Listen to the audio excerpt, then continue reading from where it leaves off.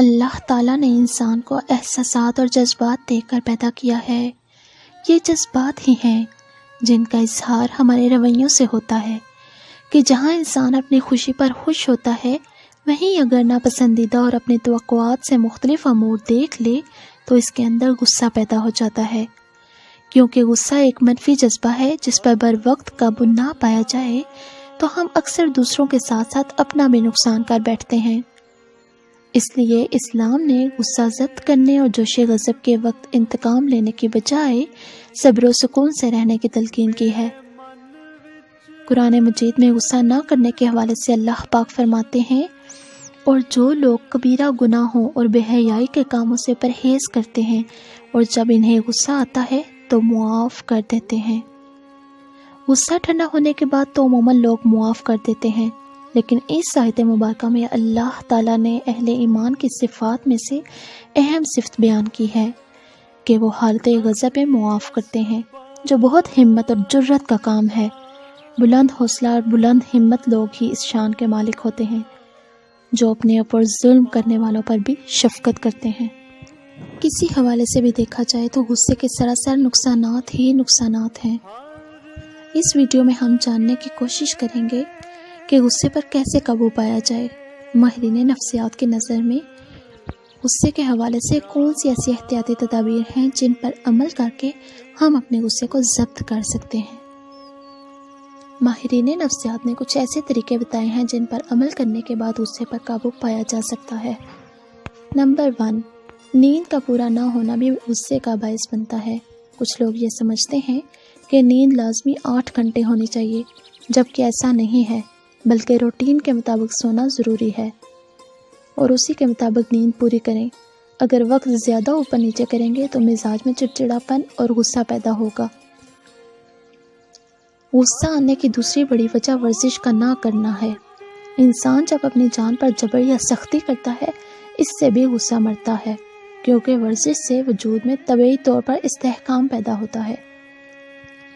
غصہ کی ایک اور وجہ آدمی کا اپنی سوچ کو مثبت نہ رکھنا بھی ہے۔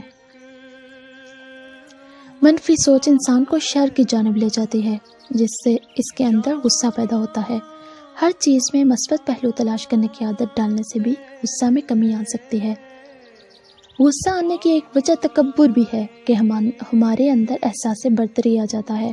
ہم مخالف کو اپنے سے حقیر سمجھنا شروع کر دیتے ہیں، جبکہ اپنے مزاج میں عاجزی اور انکساری رکھنے والے کی طبیعت میں نرمی کا عنصر غالب آ جاتا ہے۔ وہ دوسروں کو اپنے برابر جانتا ہے، تو اپنے اندر عزت و انکساری پیدا کرنے سے بھی غصہ میں کمی لائی جا سکتی ہے۔ علم نفسیات کی روشنی میں غصے کی ایک وجہ ذہنی دباؤ بھی ہے۔ احساس محرومی اور گزشتہ زندگی کے تلخ واقعات نفسیاتی دباؤ پیدا کرتے ہیں۔ اس ذہنی دباؤ کی وجہ سے افراد کا بلڈ پریشر زیادہ یا کم ہوتا رہتا ہے۔ ایسے افراد کو اپنی زندگی کے واقعات لکھنے چاہیے اور یہ بھی لکھنا چاہیے کہ یہ سب ماضی کا حصہ ہیں اور میں مستقبل میں بہت سے ایسے اقدامات کر سکتا ہوں جن سے ان محرومیوں کا ازالہ ممکن ہے۔ اپنے اندر لامحدود خواہشات کو پیدا کر لینا یا کسی انسان سے بے جا توقعات وابستہ کر لینا، جبکہ وہ ان توقعات پر پورا نہ اترے، انسان کے اندر غصے کو ابھارتا ہے۔ حقیقت پسندی کو اختیار کرنے اور خواہشات کو محدود رکھنے سے بھی غصے میں کمی آتی ہے۔ غصے کی ایک اور بڑی وجہ اپنے وجود سے زیادہ بوجھ اپنے ذمے لے لینا ہے۔ آدمی کو ایسی ذمہ داری اپنے ساتھ نہیں لینی چاہیے جو اس کے کندھوں پر مستقلاً تلوار کی مانند لٹک جائے۔ اپنے کاموں میں اعتدال رکھنے سے بھی غصے میں کمی آتی ہے۔ جب غصہ آئے تو اس وقت کون سی اہم تدابیر اختیار کرنی چاہیے؟ غصے کے وقت کھڑے ہوں تو بیٹھ جائیں، بیٹھے ہوں تو لیٹ جائیں۔ غصہ آئے تو فوراً وضو کر لیں۔ غصے کے خاتمے کے لیے حضور نبی کریم صلی اللہ علیہ وآلہ وسلم کے تجویز کردہ کلمات اعوذ باللہ من الشیطان الرجیم فوراً پڑھ لیں۔